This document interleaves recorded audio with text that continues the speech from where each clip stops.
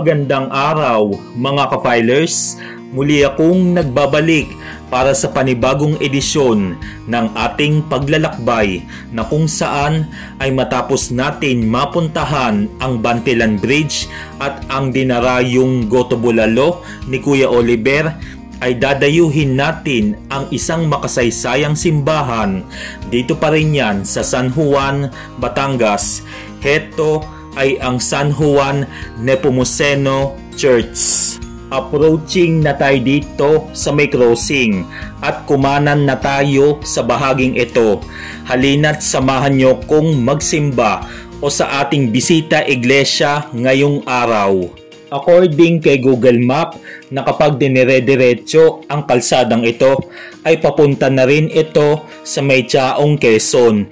Pero hindi na rin tayo makakapunta doon at natignan ko na rin ito sa Google Map ang direksyon patungo sa simbahan ng San Juan Nepomuceno.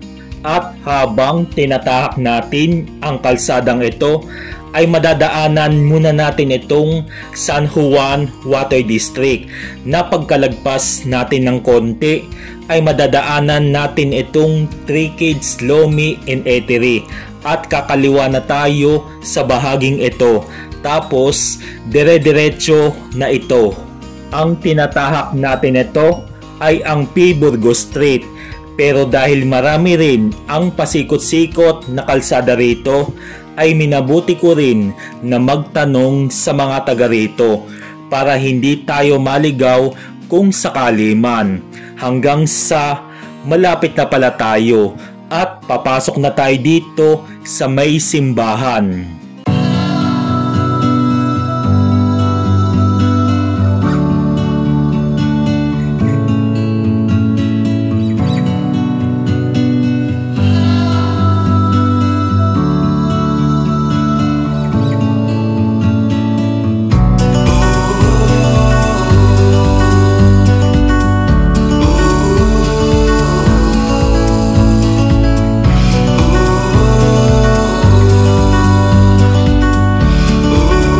Nandito na tayo sa harapan ng San Juan Nepomuceno Church na kung saan ay makikita sa harapan nito ang luma at antigong kampanaryo na ibinigay ni Don Francisco Marasigan noong 1896. Ito ang ikatlong kampanaryo na ginamit dito ng simbahan na kung saan ay may kaunting tapyas na, ngunit nananatili pa rin itong matibay na bakal sa loob ng mahabang panahon at nasisilayan pa rin natin sa ngayon.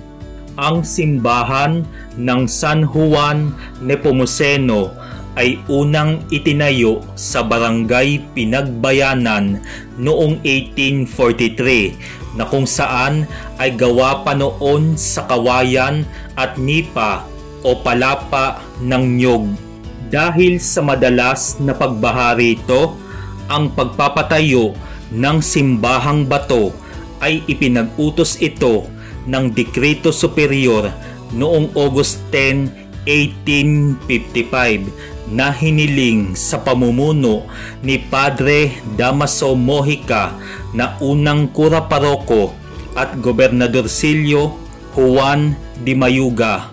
Nalubog sa baha at tuluyang ikinasira noong 1883. Dahil dito, ito ang nag-udyok sa kura paroko Victor Lopez at Gobernadorcillo Benedicto de Villa na ilipat sa kasalukuyang lugar noong 1890. Pinasinayaan ang bagong simbahang bato sa pamumuno ng kura paroko na si Padre Celestino Yoldi noong 1894 at ipinatayo nito ang kasalukuyang kampanaryo ni Padre Domingo Carcelier sa kanyang pamamahala noong 1928 hanggang 1935. Sa paglipas ng mahabang panahon, may mga bahagi rin ng simbahan ang isinailalim sa pagsasaayos o renovation.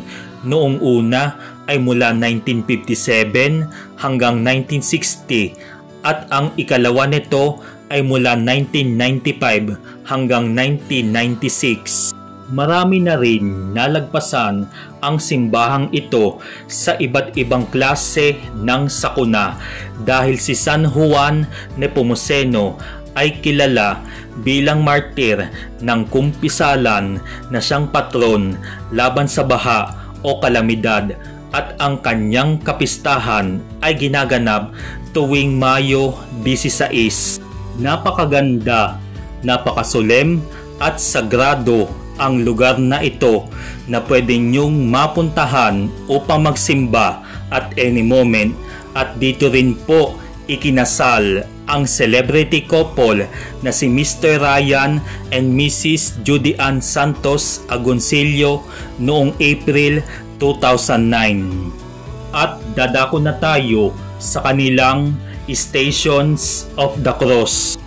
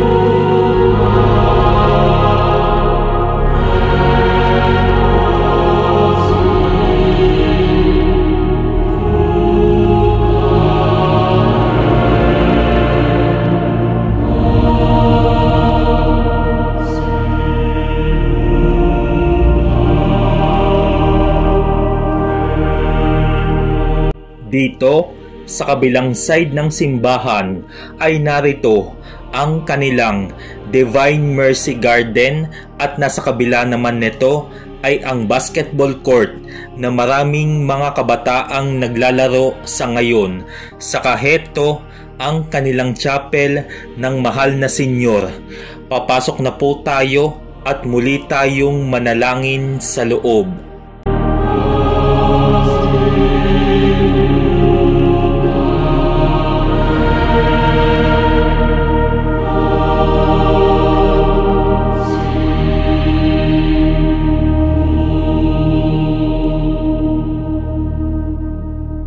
Ayan po mga ka-filers, bago muna magtapos ang bidyong ito ay batid ko na karamihan sa atin ngayon ay may mga pinagdadaanan dulot ng sunod-sunod na bagyong dumating sa ating buhay na labis tayong naapektuhan. Bagamat ganito man ang naging aftermath nito ay walang hindi kakayanin na pagsubok basta tayo ay nagtutulungan at may pananalig sa poong may kapal. Kaya mga ka-filers, manalig lamang at makakabangon muli tayo. Stay safe lagi tayo and God bless us all. Maraming salamat po sa inyong pagsubaybay.